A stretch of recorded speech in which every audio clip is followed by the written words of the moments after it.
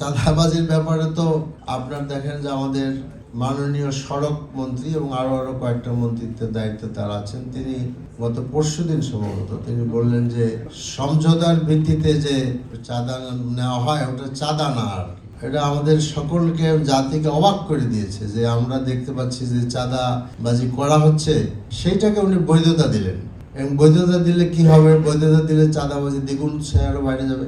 যারা চাঁদাবাজি করছেন তারা বলছেন যে আমরা চাঁদাবাজি করিনি, আমরা তো সমঝোতার ভিত্তিতে আমরা বখরা আদায় করতেছি।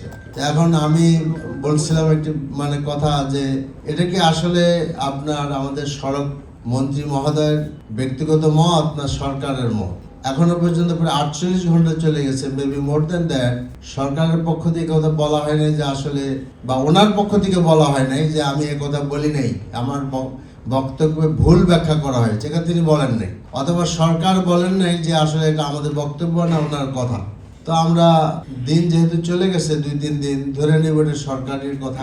সরকার কাদেরকে বৈধতা দিলেন এই চাঁদা আদায়ের জন্য?